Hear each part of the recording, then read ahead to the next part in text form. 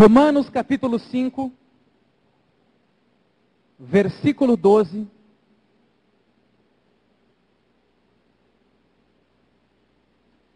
Diz assim: portanto, assim como por um só homem entrou o pecado no mundo, note aqui que a Bíblia não está falando de pecados, a Bíblia está falando de pecado. Assim como por um só homem entrou o pecado no mundo, quem foi esse homem? Adão. E pelo pecado a morte, o salário do pecado é morte, a paga do pecado é morte. Assim também a morte passou a todos os homens, porque todos pecaram. Entender a justificação pela fé, entender a obra da cruz, é também entender qual é a nossa condição hoje diante de Deus. Você não entende a obra da cruz se você não entende primeiro quem você é hoje sem Cristo, supondo que você não fosse cristão.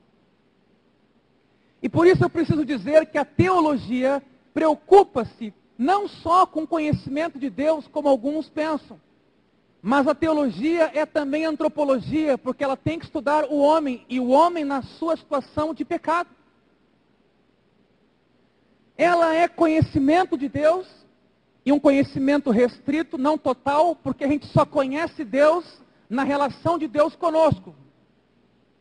Ora, Moisés mesmo já disse que há coisas ocultas e há coisas reveladas. Nós não sabemos algumas coisas sobre Deus, sobre Cristo, sobre o Espírito Santo, a não ser que seja na relação da Trindade conosco. E aí Deus nos dá a conhecer. Por isso, conhecimento de Deus e também antropologia, que é o estudo do homem. Deus pode ser propriamente conhecido somente em termos do seu relacionamento conosco. E assim Deus se deu a conhecer a Moisés, a Josué, a Jesus Cristo, e Jesus Cristo revelou-se à humanidade e revelou o Pai, sempre num relacionamento. E o homem também, e aí vem a questão, só pode ser conhecido propriamente, adequadamente, também na sua relação com Deus. E aqui vem uma diferença da antropologia científica, porque a antropologia, para entender o homem, parte do homem, e a teologia, para entender o homem, parte de Deus, que é a fonte de todas as coisas. Isso é muito importante que nós entendamos. Então, teologia não tem uma preocupação objetiva com Deus. Teologia tem uma preocupação com Deus na sua relação com o ser humano e na relação do ser humano com Deus. E aí, vemos dois cenários. De um lado, um homem pecador e de um outro lado, um Deus perdoador. Em Cristo temos a nossa redenção. E por isso que Cristo é o tema central da teologia, a despeito do que muitos imaginam, que a teologia é trabalhar com conceitos humanos. O tema central da teologia é a pessoa de Cristo, porque sempre quando Deus criou, Cristo estava presente, não só na cruz. O Verbo estava presente antes de tudo ser criado. Quando Deus criava, Cristo estava presente. Isso está em Colossenses comprovado, e também em outros textos da palavra. Em Cristo tudo subsiste, sem Ele nada do que foi feito se fez. Então, quando Deus estava criando lá o jardim do Éden, Cristo estava presente. A filosofia também se ocupa com o homem, mas o homem como um ser racional. Não um homem como um ser teológico, ou seja, na sua relação com Deus, mas um homem independente. Comparada com a teologia, aí sim, ela sabe nada sobre o homem. Ela especula. Não sabe de onde o homem veio, não sabe para onde o homem vai, não sabe qual é a nossa essência. Sabe a nossa matéria, mas não sabe do nosso ser espiritual interior. Só podemos ver isso quando vemos o homem como resultado de uma criação divina. Então veremos o homem em sua perfeição primária, como Deus o criou. Veremos o homem na queda do pecado, veremos o homem redimido na cruz do Calvário e veremos o homem preparando-se para estar para sempre com o Senhor na eternidade. A filosofia pode dizer muitas coisas sobre Deus. Isso vai acontecer. Mas ela tem dificuldade em entender relacionamento do homem com Deus. Ela tem dificuldade em entender propósito. E por causa disso, então, somente a palavra de Deus nos dá a certeza de quem Deus é e de quem o homem é. E por que eu estou dizendo isso como introdução? Porque nesta passagem do versículo 12, nós vamos entender o que é o homem sem Deus. A transgressão de Adão trouxe sobre a humanidade pecado.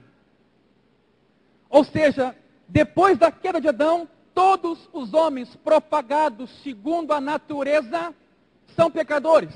E aqui vem a ressalva: Cristo nasceu por visitação do Espírito Santo. Há algo diferente na pessoa de Cristo que fez com que ele, ao mesmo tempo homem, mas ao mesmo tempo Deus, não tivesse este pecado herdado de Adão, para que pudesse então oferecer um sacrifício em nosso lugar e nos redimir.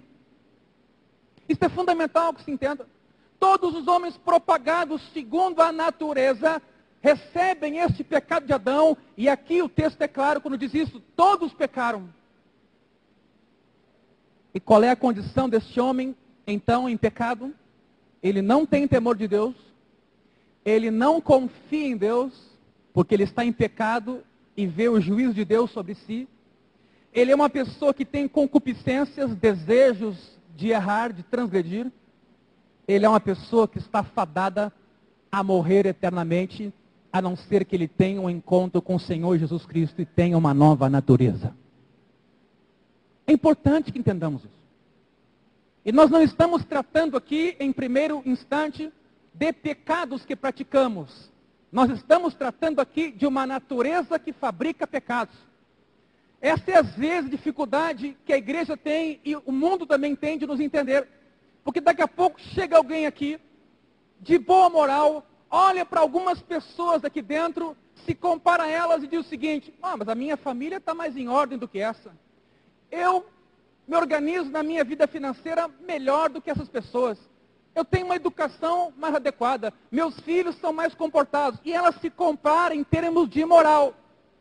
Mas a notícia da salvação não é moralizadora. A notícia da salvação é que você, quando nasce de novo, recebe uma nova natureza que submete a natureza pecaminosa de Adão. E então, por causa disso, você é salvo. Você não é salvo porque pratica boas coisas. Você é salvo porque Deus nos amou de tal maneira e olhou para nós com compaixão e deu-nos uma nova natureza.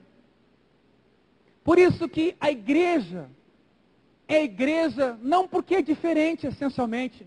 A igreja é igreja porque ela foi regenerada por Jesus Cristo na sua velha natureza. E então agora tem capacidade de produzir boas obras. Mas eventualmente lá fora existem pessoas que também têm boas obras, mas boas obras que vêm de uma natureza caída. Nós temos boas obras de uma natureza restaurada, e estas são as boas obras que Deus aceita. Então nós não estamos tratando aqui de atitudes. O adultério é o resultado de uma natureza caída.